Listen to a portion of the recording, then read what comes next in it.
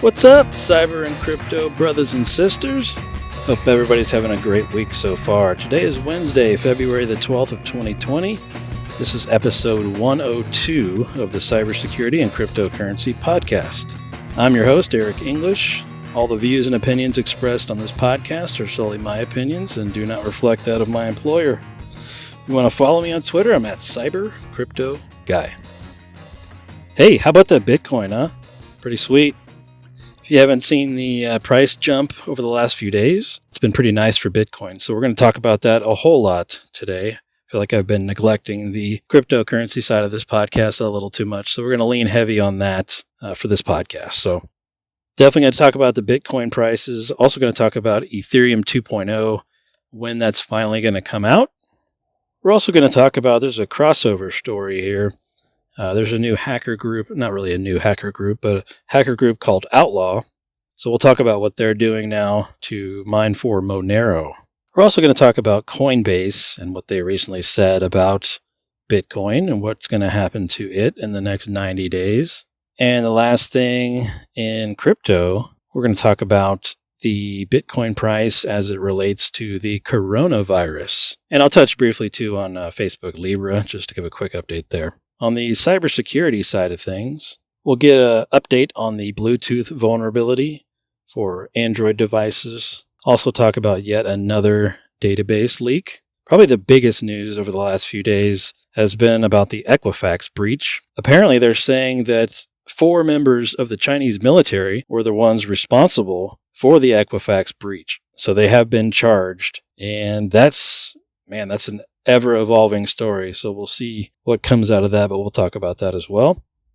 Also going to talk about more privacy laws in various states, and we're going to talk a little bit more about Facebook and some of their accounts that got hacked. Also going to talk about CNET and their website and some malware that was found. And of course, we're going to talk about some ransomware and another really interesting story about the FBI. They're investigating apparently more than 1,000 cases of Chinese theft of U.S. technology. So we'll talk about that as well. All right, so let's dive right in here on the cryptocurrency side of things. You probably noticed that you haven't heard really anything about Facebook Libra over the last few weeks or months. That's because every single investor has now backed out of that project. Looks like it will never come to fruition. So that's kind of an interesting deal there. They were really excited about that, and now everybody's like, nope, we're jumping ship. So Facebook's Libra looks like it is now completely dead. So just a quick update there on that. But the Bitcoin prices have been going nuts over the last few days. If you haven't been watching, we went from about 9,800 all the way up to what it is now, and today, right now, it's at $10,347. So we've gone quite a bit of the ways up there, especially over the last week or so. We were even down to 9,500, and boom, now we're up at 10,347. We've reached as high as 10,403, so that's pretty good as well. Overall, for the last 7 days, it's a 7.13 increase in value, so that's really nice. I was doing some trading on Durbit over the weekend, and man, it was really fruitful. Made me some chump change, really, but if I knew what I was doing, I probably could have made a whole lot more. Unfortunately, I have no idea what I'm doing, so I'm still kind of tinkering around with that, but I did make quite a bit just tinkering around, and really only making money because the price is going up. I also learned a valuable lesson, too, when placing orders on sites like Durbit, BitMEX, Bitfinex, where you're betting long or short. Always try to put in your long or short order just at or above or below the current market price. So I made the mistake, I was probably overthinking it, but when Bitcoin was at about 8,800, I went in and placed an order for 10,000, and because I thought the price was going to get to 10,000. So that was my long bet. Well, come to find out, you don't really make any money until it actually hits 10,000. Then anything over that is what you make. So learned a valuable lesson there. So don't do that and make that same mistake. So you want to always put in your orders right around the current market price if you can. Typically, it'll let you do right at market price. Bitcoin fluctuates so much, it's hard to keep it updated and get an order in right at that market price, but that's certainly the most ideal way to do it. Now, of course, you don't have to just do Bitcoin. You can do Ethereum, you can do Ripple, all kinds of other fun stuff on those various sites there. So if you're into that kind of thing, I'm sure you've already made a ton of money, but if you're interested in it, just put a few bucks in it and start tinkering around and see if it's something that you like. The only real issue, I guess, if you want to call it an issue, is pretty much every one of these sites like BitMEX or Bitfinex or Durbit, they make you get on a VPN essentially, because in the US, all of this kind of buying, selling, trading is illegal. Whoops, I guess I'm announcing that on a public podcast, but it's real simple just to get on a VPN to whatever other country and be able to access those sites. I'm sure I'm not the only one that does it that way, but that is what they make you do if you want to be able to access those various sites. The price of Ethereum is also way up. We're at $266 for Ethereum right now. Ripple's up to 30 cents. I remember not so long ago, Ripple was down to 17 cents. So it's almost doubled there. That's pretty slick. But we're seeing pretty big gains all the way across the market. Litecoin is way up. It's at 82. Bitcoin Cash is at 477. And Tezos is at $3.44. They've had a huge run here over the last day or so, 22%. So that's a huge, huge jump in price. Ethereum's up 11% in comparison. By the way, too, if you use Coinbase and you haven't looked at Tezos, however you say it, Tezos, T-E-Z-O-S, the crypto symbol is XTZ. If you haven't looked at that, they do staking rewards. So if you keep some of those coins in your Coinbase wallet, you get a return of about 5.3%. So that's kind of nice if you want to sit there and hold on to that. But of course, the price could go up or down. You never really know. If you still want to make some sort of return on your money, you can also get into USDC. You only get a 0.25% return on that for holding that in your Coinbase wallet, but it's still better than nothing, right? So if you haven't done that yet, check that out. That's pretty cool stuff. I like moving stuff into the Tezos fund, I guess you could say, because even when the market's going down, you're still earning that 5.3%. So the market could go down as much as 5.3%, and you're still technically breaking even, I guess you could say, maybe, hopefully. So anyway, that's one of the tricks that I do. I also switch a lot of stuff over to DAI because that is very, very stable as far as price goes. If you try to convert everything to USDC, Coinbase charges you a fee, and that really sucks. So avoid that if you can. But overall, the market is doing incredible. We're seeing gains all over the place, and everything is up. Of course, Bitcoin's the big daddy, and it's driving all of this stuff way, way, way up. So this so far has been a great year for crypto, and we're only in February. Of course, all the speculations now are that it's going to the moon. It's going to hit 100,000. Of course, nobody knows, really, for sure. But it will be cool to sit and watch and enjoy the ride. All right, some other news here about Ethereum 2.0. I originally thought Ethereum 2.0 was coming out like in January. Well, January's already passed, obviously. And apparently they're coming out with Ethereum 2.0 at the end of Q2. So I guess that's June, maybe July-ish, depending on when they get it all done. But that is their new launch date for Ethereum 2.0. And again, that's moving to proof of stake, so there'll be no more mining on this new Ethereum 2.0.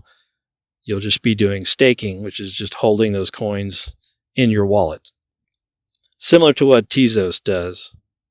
I am kind of curious, too, if the old Ethereum blockchain will continue to run as a separate chain from Ethereum 2.0, and crypto miners can still mine for the old version of Ethereum. That'll be interesting to see what happens there.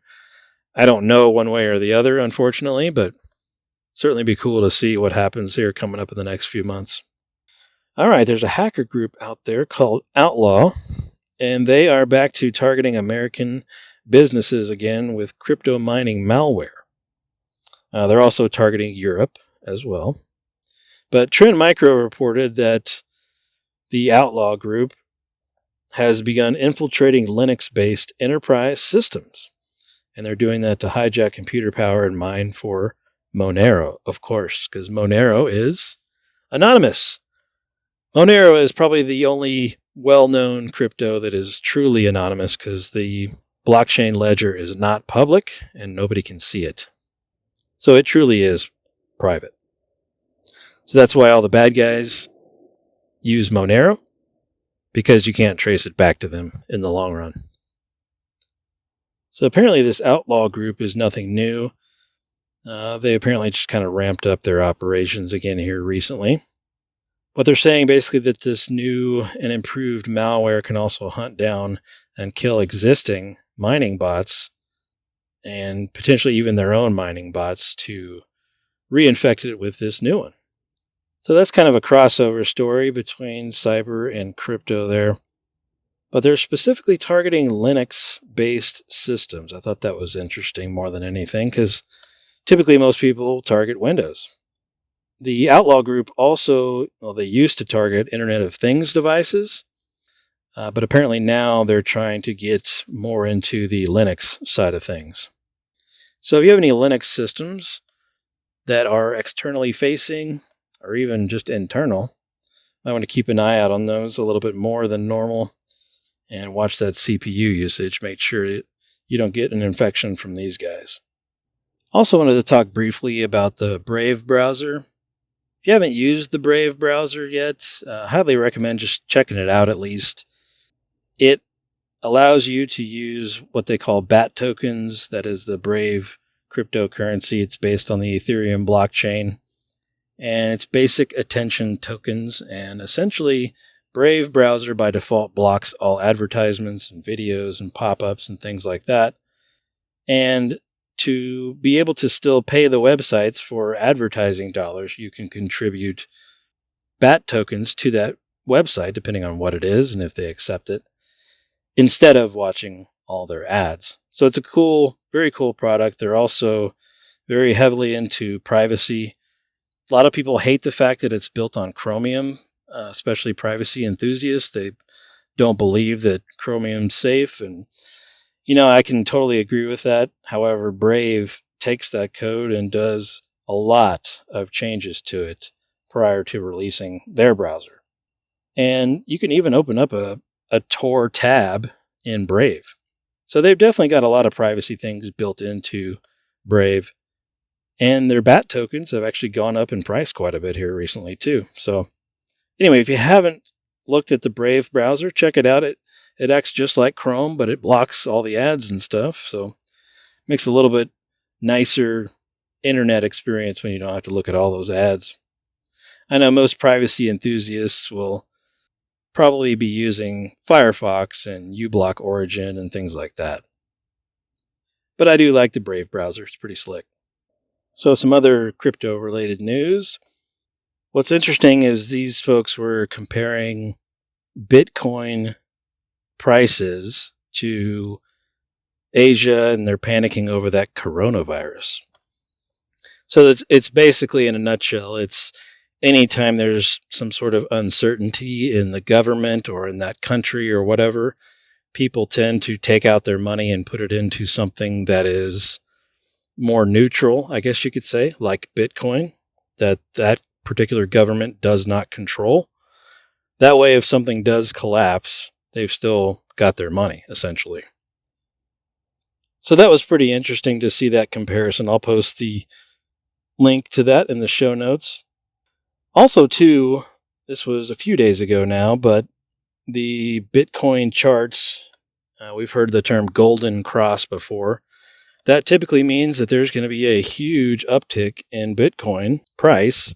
We have definitely seen that after this golden cross formed. So it'll be interesting to see how much further the price goes up here. Nobody really knows, of course, but hey, that golden cross typically signals some big, big changes and a big price increase. We've seen a little bit of that already, so hopefully that trend continues here. All right, some other news here about Coinbase. They recently came out and said that Bitcoin will essentially be like digital gold here pretty soon because of the scarcity of Bitcoin. Anyway, Coinbase basically compared it to the gold prices and buying and selling and trading gold. So that was rather interesting to see that article and how they were comparing the two things. And it actually looked pretty similar to buying and trading actual gold. So I'll post the link to that article in the show notes so you can check that out. It's pretty cool. But they were basically also pointing to the Bitcoin halving that's coming up in the next, I think it's 90 days or so, when the block rewards cut in half. That's essentially going to mean less Bitcoins that are going to be mined and out in the market. So they're betting on basically the scarcity of the coin is going to drive that value up. We shall see, of course. I still don't see how Bitcoin over the long term is sustainable because of the mining in particular. I mean, we could sit there and mine for crypto we've been doing it now for what, 10 years, 12 years, 14 years, whatever it is since Bitcoin came out. And we're just having to use more and more and more electricity just to get some of these Bitcoins created. Where does it end? How much more electricity are we going to have to draw to continue to build up and create these Bitcoins? It's crazy. It's crazy to look at how much power is needed and all the special mining equipment that's needed for this. I just wonder, long term, how that's going to scale and is it sustainable? I think the fact that Ethereum is going to proof of stake is a sign that Ethereum realizes that mining just can't go on forever. There's no way. The power draw on all these really advanced mining rigs and chips, ASIC chips and whatnot, it is crazy power draw. And if you want to mine more, you got to draw more power. It's just not sustainable for the long term. So personally, I think that's why Ethereum is going to proof of stake here soon. Anyway, so I guess we'll see. I don't know that I seriously doubt that Bitcoin would ever go to proof of stake anytime soon. I don't expect that to happen. I wonder how much longer can we continue to mine for it? Maybe I'm completely wrong and we'll just do it forever, but to me, it just doesn't seem sustainable. All right, so that's it for the cryptocurrency side. Let's jump over to the cybersecurity side of things. So recently there was a big Android Bluetooth vulnerability that came out. It only affected certain versions of Android. I want to say it was versions 7 and 8 and 9, I want to say, and they're on version 10 now of Android. So it was only affecting those older versions, but Google did officially patch that Bluetooth bug. They called it a critical vulnerability as well. Unfortunately, as the Android ecosystem is today, most people won't get this update anytime soon. We have to wait for the carriers to test it and validate it and make sure it's good with all of their systems before they release it to the various devices. And sometimes the carriers won't even update the older devices too. But Android has released the official patch. But if you're an Android user, you got to wait for your carrier to push that out. All right, some other news here about a database leak. And this one was interesting. It was from Estee Lauder, the makeup company. And of course, they had a cloud database that was not protected with a password. And apparently the database contained 440 million records with email addresses and network information. Fortunately, they're saying that there's no sort of payment data in there at all, so that's good. But it's just mind-boggling to see all these people that put these cloud databases out there with no password. It is wild. And you can go and search for these on Shodan.io. Go out there and search for these kind of things, and they're quite easy to find if you know what you're looking for. Typically, it's Elasticsearch or Mongo databases that are left unconfigured or with no password out there. And you can easily do searches in Shodan for exactly that. All right, so the biggest news over the last few days is about the Equifax breach. They're now saying that it was 4 members of the Chinese military that conducted the Equifax breach. So I'm sure there's going to be some growing tensions now between the U.S. and China, I'm assuming. Also, too, that article about the FBI investigating over 1,000 different cases relating to Chinese theft of American technologies.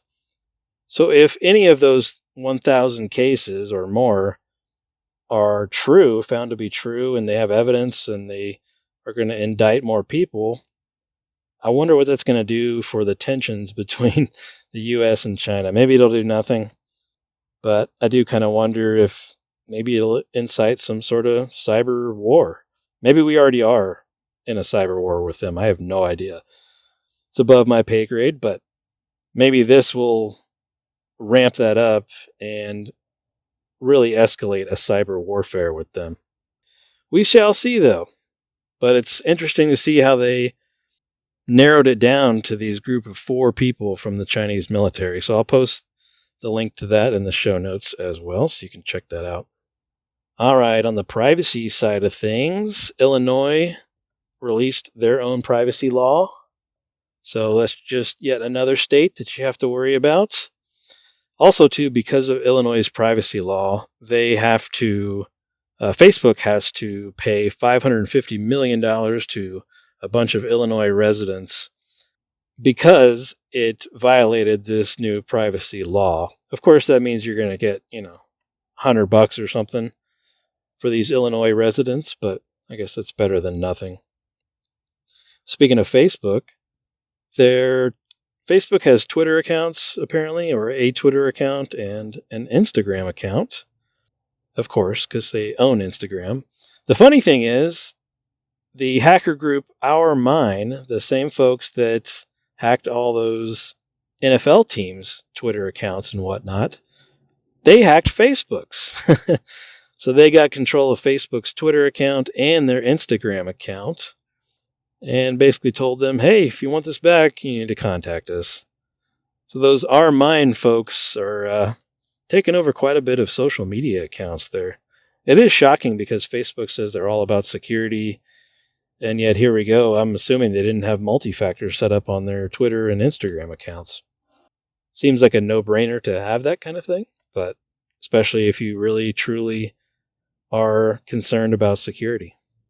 Another article I found the other day was about deep learning. I'm not going to go into it too much, but it was basically a conference with some of the top deep learning developers, the guys that essentially, I guess, created it for the most part. And they had a big conference and explained what they do and why they did it this way and yada, yada, yada. It's a very in-depth article from ZDNet. I will post that in the show notes if you want to check out more on deep learning. But as I've said previously, Deep Instinct is the antivirus company that's doing deep learning to detect and prevent malware. So it's really cool to read up on deep learning and the evolution of it and kind of where it's going moving forward. Some other news here about CNET, and apparently they have a download section on CNET's website. I've never been to this download section until the other day. Come to find out, people were downloading some malware. It was disguised as a fake VPN application, and it was designed to steal passwords. So it's probably hard for CNET to detect that it's trying to steal passwords, I guess, but that was kind of interesting to see that software is being distributed through CNET. I've only looked at their news articles personally, but apparently you can download software from them. So if you recently got a VPN and you downloaded it from CNET, you probably want to delete that because it could be malicious. I thought that was interesting. I never even knew they had a download section, but I do like their news articles. All right, some other news here, some ransomware stuff. Yet again, we hit another government agency, you want to call it, the North Miami Beach Police Department got hit with ransomware. Wow. Yet another one. And also, kind of breaking news, I got an alert that Stephen F. Austin College in Nacogdoches, they were also recovering from a ransomware attack. So it continues to be an epidemic, and I don't think there's going to be any end in sight. Apparently these guys are making enough on the people that actually pay it. Until everyone in the entire world gets on board with not paying these guys, it's just going to continue. So it's definitely frustrating and annoying, especially for big businesses. It's probably the biggest threat. And I know that a lot of these companies decide that they just have to pay it so they can get their business back online. It's brutal. It's brutal. But anyway, just a couple new people that are also getting ransomware. Oh, apparently too, sorry, back to the privacy thing. Apparently there now is going to be a federal privacy law. Apparently it's coming. That's kind of all the article really said. So I know a lot of privacy advocates, including myself, have kind of wished and hoped for a more blanket privacy policy for the entire country rather than having to go state by state, because that could be very tedious to learn all those state by state. And speaking of privacy, I recently went out to Apple, Amazon, Google, and several others and requested my data, Facebook included. Requested all the data that they had on me. And LinkedIn too, sorry. LinkedIn had quite a bit that was very disturbing. A lot more than I ever expected that LinkedIn would have. Of course, they have everything that I've made publicly available. But all of these suggestion data that they have is really what's scary. So the suggestion data is all the people that they say that you should connect with so-and-so. And we recommend that you connect with this person because you know them from this affiliation. The way that they connect all those things is really what's creepy and quite a bit of a privacy invasion, if you ask me. But of course, people share their contacts to LinkedIn. And of course, if your name is in someone's contacts that they've shared, boom, now you've got a link to that person. You're going to show up in their suggestions. The really interesting one, or I guess more scary than anything, I haven't had an Apple computer in quite a while, and I had an Apple ID back in the day, and I haven't used it in multiple years, but I requested my data from that account. And when I did have a Mac, I used the default Mac mail client. I also had an iPhone at one point in time, a long time ago, and I used the default mail client on the iPhone as well. What was really scary is that Apple stored the date, time, sender, recipient, and subject line, an IP address where that email was sent from. They were storing that for every single email that I sent or received via the default MacMail client. That is what's scary to me. I don't know why they need this kind of data, but holy smokes, man, what do they need all my emails? Minus the body of the email, right? Minus the attachments, of course, but why do they need all the rest of that? Why are they tracking that kind of stuff? That was super creepy, so I found that with the Apple side. But if you haven't gone out there and done that, I just recommend you go out there and check them out.